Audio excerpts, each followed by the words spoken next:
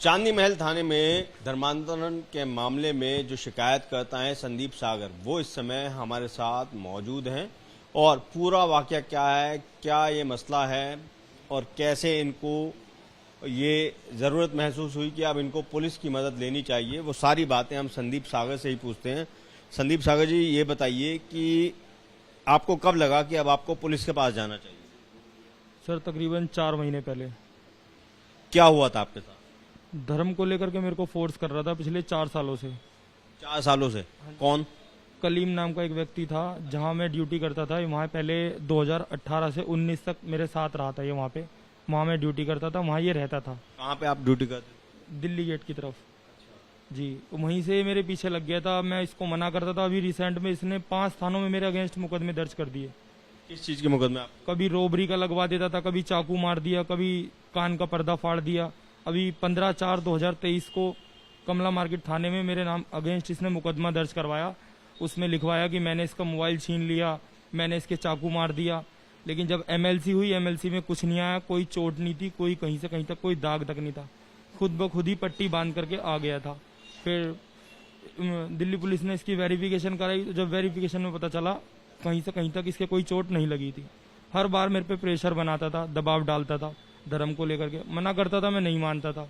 अभी रिसेंट में पिछले क्या इसी महीने की 2 तारीख को इसने दरियागंज थाने में मेरे अगेंस्ट मुकदमा दर्ज करवाने पहुंच गया। वो तो मैंने पिछली 13/4/2023 को वहाँ कंप्लेंट दे रखी थी। वहाँ से कंप्लेंट दे दे करके यहाँ तक पहुंचा था मैं डीसीपी साहब के यहाँ। डीसीपी साहब के यहाँ इसने 2 तारीख को मेरे अगेंस्ट फिर दोबारा मुकदमा दर्ज कर दिया कि मैंने इसके कान पे मारा है, कान का पर्दा फट गया। उस टाइम पे मैं घर पे हूँ और इसने उस टाइम पे मेरे में मुकदमा दर्ज करवा पहुंच गया। मैंने बताया, मैंने कहा सर मैं यहाँ पे भी नहीं था, मैं घर पे था। जब जाके उन लोगों को मैंने अपने एविडेंस दिए, वीडियो दिखाई, फोटोज दिए, लोकेशन निकलवा के बताया ऐसे ऐसे। जब उन्होंने ट्रस्ट करा, जब जाकर के मुकदमा फेक था वो। सर से मैंने रिक्वेस्ट करी, डीसीपी साहब ने बहुत हेल्प करी, एसीपी साहब ने भी बहुत हेल्प करी। उन्होंने पूरी इंक्वायरी करवाई, पूरी वेरिफिकेशन करवाई, जब जाके इसके खिलाफ पूरे पुख्ता प्रूफ मिले हैं। अच्छा, ये बताइए कि कलीम सबसे पहले कब आपके संपर्क में आया था और कैसे? सर 2018 में लॉकडाउन से पहले आया था ये, और तकरीबन 15 महीने मेरे पास ही रहा था। कहाँ पर आया था? ये दिल्ली गेट की तरफ एक सेंटर पड़ता है वहाँ पे। जी सर। जब ये आया था तो आपसे कैसे मतलब बातचीत जो होती है वो कैसे शुरू हुई आप लोगों की? कैसे ज्यादा बातचीत करने लगा यार?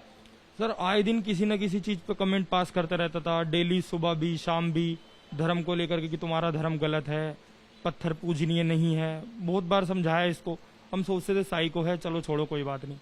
यहाँ आके इसने इतनी कंडीशन क्रिटिकल कर दी कि कॉल कर करके रात को 2-2 बजे मुझे धमकी दे रहा है। घर पे मैं घर पे बैठा हुआ हूँ, खाना खा रहा हूँ वाइफ के साथ में, 2-2 बजे 1:30 बजे मुझे कॉल करके धमकियां दे रहा। क्या बोलता था? कि मान जा वरना कल सुबह जेल जाने की तैयारी कर ले। क्या चीज मानने के लिए गया था? धर्म को लेकर के ही सर। और अब भी सर मैं पैरोल पे बेल पे बाहर हूँ। 15/4 का जो इसने मुकदमा मेरे पे फर्जी दर्ज करवाया था, उसमें मेरी बेल हुई हुई है, तो मैं बाहर हूँ, वरना मैं तिहाड़ के अंदर ही होता। वो किस चीज का मुकदमा था? वो इसने मुकदमा इस चीज का दर्ज करवाया था कि मैंने इसके साथ में चाकू मारा है और इसका सर फाड़ दिया है और इससे रॉबरी करी है मैंने इसके साथ में। जबकि इसका मैटर था एक इसके साथ में ही था, वो हमारे सेंटर पे ही रहता था। क्या नाम था उसका? उसका नाम मोहम्मद जिशान करके था। इससे उसका पैसों का लेन देन था। बस इसी पर्पज में इसने मेरा नाम वहाँ पे जाकर के मुकदमे में मेरा नाम भी डलवा दिया। वहाँ पे इनका 1000 रुपए में कॉम्प्रोमाइज हो गया। उसके बाद वहाँ से इसको फ्रीली कर दिया गया। 2 घंटे बाद जाकर के इसने मेरे ऊपर मुकदमा दर्ज करवा दिया। और उसी दिन 15 तारीख की दोपहर में इसने मेरे को कॉल भी करी। उसका प्रिंट आउट भी मैंने कोर्ट में सबमिट करा था कि देखो सर, इसने अननोन नंबर से मुझे कॉल की हुई है। 5 कॉल की थी, 6ठी कॉल पे मैंने इसकी कॉल पिक करी थी। तो सर इतना टॉर्चर कर दिया था इसने मेरे को, इतना कि मैं क्या बताऊं। मैंने 2 बार, एक बार एसिड पी लिया था और एक बार पेट्रोल भी। ये कब पिया था? ये सर 2020 की बात है। और हमारे यहाँ एक हॉस्पिटल पड़ता है, वहाँ पे आज भी आप मेरे को लेके चलेंगे। कौन से हॉस्पिटल? धनवंतरी करके हॉस्पिटल है। ये किस जगह पे है? ये यूपी में पड़ता है, 2 नंबर साइड में, लोनी में। लोनी में? हाँ जी। इसने मुझे इतना टॉर्चर कर दिया था, मैं सर न जीने में ही था ना मरने में। मेरी फैमिली वाले इधर उधर से ब्याज पे पैसे उठा उठा के मेरी आए दिन जमानतें कराते थे। और हर बार यहाँ पे मतलब झूठे झूठे केस लगवा? हाँ जी, झूठे झूठे मेरे पे केस लगवा देता था। इतना दुखी हो गया था सर, इतना दुखी हो गया था, ना तो घर पे ही रह पा रहा था, ना ड्यूटी पे ही रह पा रहा था। सड़क पे काटे हैं सर, पूरा पूरा दिन, 2-2 दिन सड़क पे काटी है खड़ी होकर मैंने। ये बताइए कि जो आप बोल रहे हैं कि धर्म को लेकर ही आप पे दबाव बनाता था, क्या बोलता था, क्या दबाव बनाता था? ये सिर्फ पत्थर वाली बात बोलता था या किसी और तरीके से आपको आपका ब्रेन वॉश करना चाहता था? सर 1-2 बार आया, बैठने लगा, बैठ गया आकर के। मैंने कहा मेरे से बात मत करा कर, ना मेरे को पसंद। तो नहीं, ये चीज़ें गलत हैं, ये चीज़ तेरा नाम भी हो जाएगा, मैं तेरी शादी करवा दूंगा। जबकि इसको पता था मैं ऑलरेडी मैरिड हूँ, मेरी 2 बेटी हैं। उसके बावजूद ये नहीं माना, शादी करवा दे रहा हूँ, नाम चेंज हो जाएगा, अच्छे पैसे कमाएगा, नौकरी भी तेरी। कैसे पैसे कमाए? बोलता था कि तेरी नौकरी सरकारी लगवा दूंगा, मेरी मिनिस्ट्री में जान पहचान है।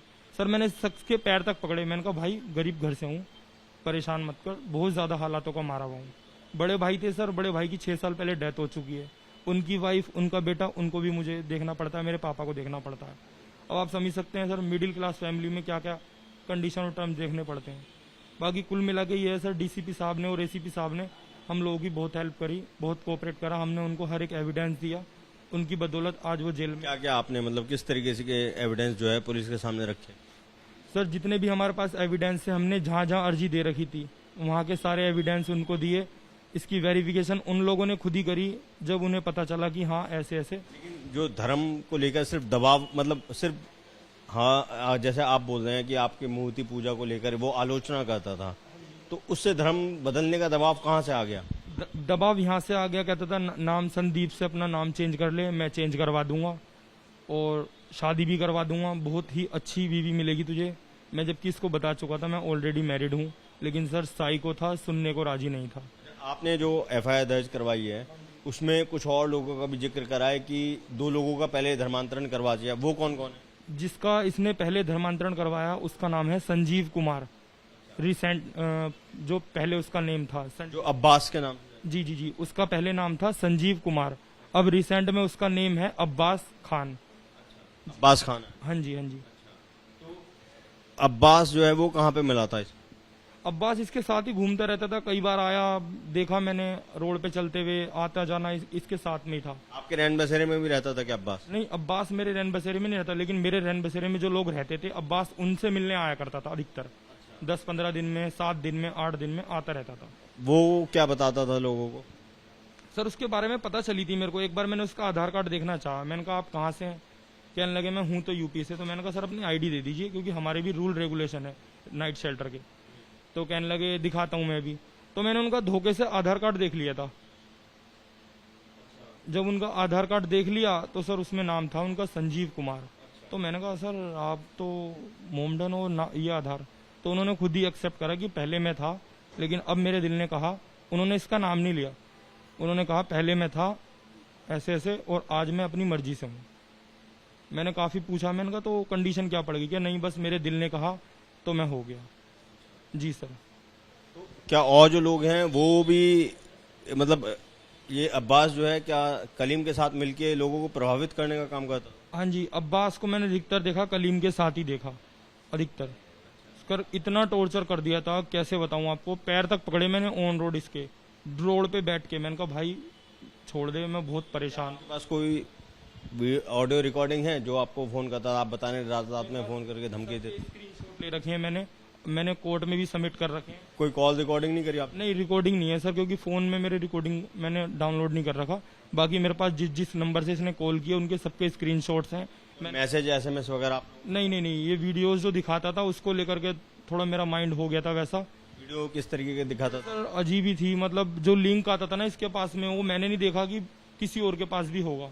इनके पास जो लिंक होते हैं इसके कलीम के पास से, वो कुछ अलग ही लिंक। क्या मतलब क्या उसमें दिखाते थे? उसमें सर एक दिन में 40 से 50 मिनट बैठे बैठे देखता रहा सर, मेरा ऑटोमेटिकली माइंड ही कुछ और ही कहने लगा। हाँ, मतलब क्या आपको उसमें बताया जा रहा था, क्या दिखाया जा रहा था? धर्म को जागरूक करने की चीजें, इनके धर्म को जागरूक करने की चीजें थी सर। उर्दू में एक वीडियो चल रही थी, सामने खड़े होकर एक मौलाना स्पीच दे रहे थे, वही उर्दू में थी वर्डिंग, लेकिन बस वही कहूंगा सर, काफी टाइम से था मैं, टॉर्चर इसने इतना कर दिया था, अब जाकर के मेरे को इंसाफ मिला है, वो भी पुलिस की बदौलत मिला है। आप जैसे अभी हमसे बात कर रहे हैं, चेहरा पूरा आपने ढका हुआ है, क्या किस चीज का डर है आप? सर इस चीज का डर है, इसके लिंक काफी ऊंची जगह पे हैं। अगर कल, आज मैं अपने घर का एक अकेला लड़का हूँ, अगर कल को सर मुझे कुछ हो गया, मेरी फैमिली को कौन देखेगा? मेरे बड़े भाई की तो ऑलरेडी डेथ हो चुकी है 6 साल पहले। अब अगर मुझे भी कुछ हो जाता है तो इनको कौन देखेगा, मेरे फैमिली वालों को। जैसे कलीम तो गिरफ्तार हो गया है इसमें, आज अब्बास भी जो है पुलिस के पास पहुंच चुका है। अब आगे पुलिस उसको इसमें क्या आरोपी का रोल निकल के आता है उसका या गवाह बनता है, वो तो आगे पुलिस की कार्रवाई में होगा। कोई और भी अभी इसमें शामिल हो सकता है?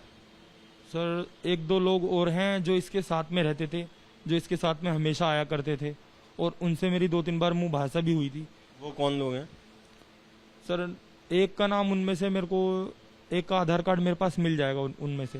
हाँ जी। क्या नाम होगा उसका? उसका नाम है आई थिंक सर फिरोज नाम है उसका। अच्छा, फिरोज। हाँ जी, वो भी इसके साथ हमेशा रहता था। जब ये उनको पर्चियां देने आता था, पैसे का कलेक्शन लेने आता था, वो अधिकतर इनके साथ। फिरोज कहाँ का रहने वाला?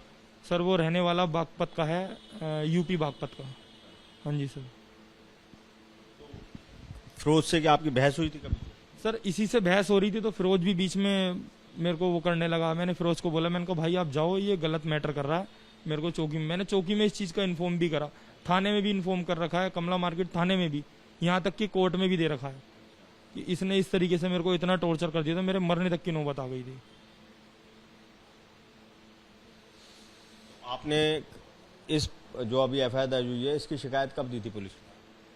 इसकी शिकायत दी थी मैंने सर, एफआईआर की, सर एफआईआर की शिकायत दर्ज करी थी मैंने सैटरडे को, वो सॉरी वेडनेसडे से। मैं जब इसने मेरे को 2 तारीख को कंप्लेंट करी थी कि मैंने इसके चाकू मारा और मैंने इसका कान का पर्दा फाड़ दिया, तो इसकी एमएलसी में कुछ नहीं आया, एमएलसी फेक थी इसकी।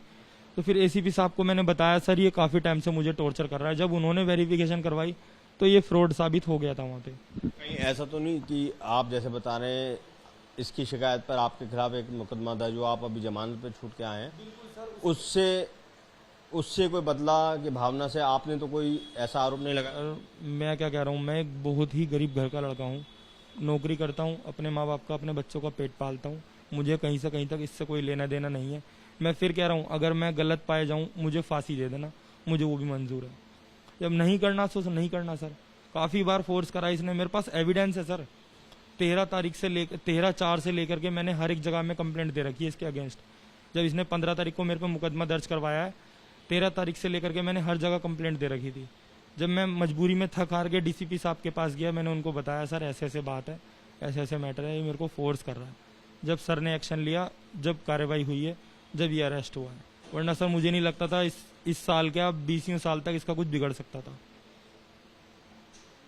उसके बाद अब जैसे आज ही की अगर हम बात करें, मीडिया में भी ये काफ़ी केस इस समय चल रहा है, क्या किसी का कोई फ़ोन ऐसा आया जिससे आपको कोई धमकी भरा फ़ोन हो या कोई डर हो?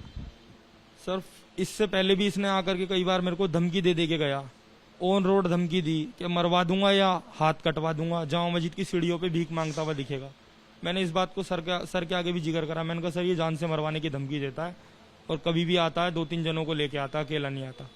तो सर ने मेरे को बोला कि अब ये नेक्स्ट टाइम नहीं आएगा और आता है तो आप तुरंत 100 नंबर पे कॉल करना इमीडिएटली। कलीम जो है वो कहाँ का रहने वाला बताता था? सर मेरे को तो बताता था दिल्ली का रहने वाला। जी सर। आप जैसे अपने पास यहाँ किसी को रखते हैं, उसका आईडी वाईडी मांगते हैं, तो उसकी आईडी कहाँ की थी? सर एक इसने मेरे को आधार कार्ड दिया था दिल्ली का। हाँ जी सर, दिल्ली में दरियागंज का।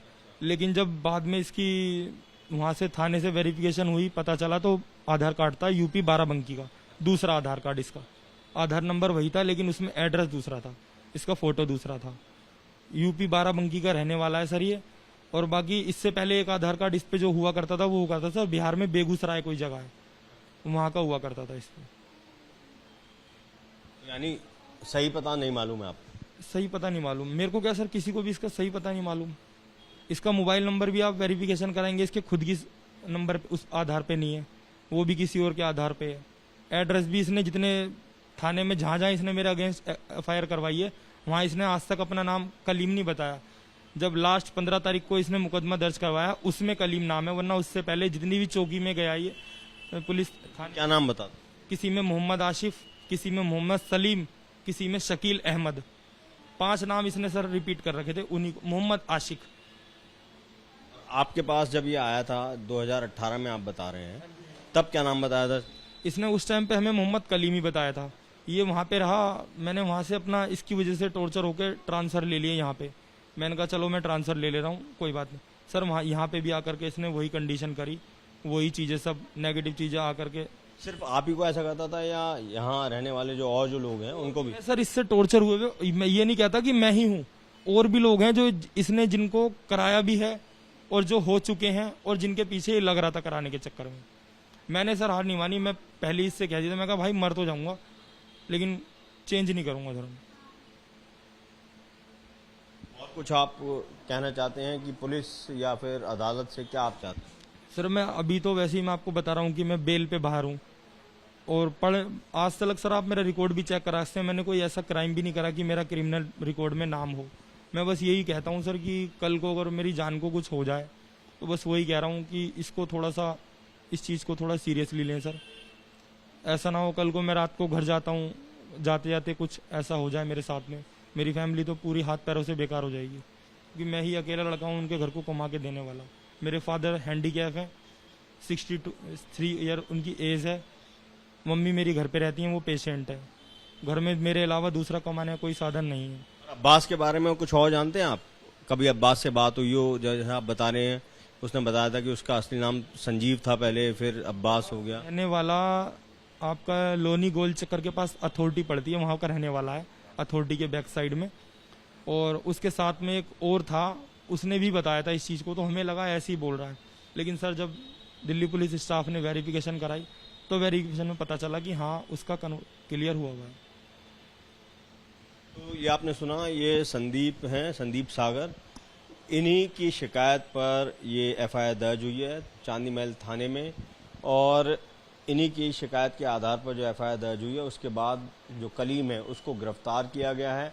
हमने उस अब्बास को भी ट्रेस कर लिया था जो पहले हिंदू होता था और अब उसका नाम अब्बास है, लेकिन हमारी उससे बातचीत नहीं होने दी गई, क्योंकि जैसे ही वो हमारे संपर्क में आया अचानक से वो बाहर की तरफ बढ़ता रहा गली से और फिर एक बाइक पर बैठ के वो वहाँ से चला गया। हालांकि पुलिस ने अब उसको ट्रेस करके अपनी कस्टडी में अभी फिलहाल लिया हुआ, अपनी हिरासत में लिया हुआ है, उससे पूछताछ की जा रही है। पुलिस उसकी भूमिका की भी जांच कर रही है कि वो एक विक्टिम है या फिर वो भी इस षड्यंत्र का कोई हिस्सा है।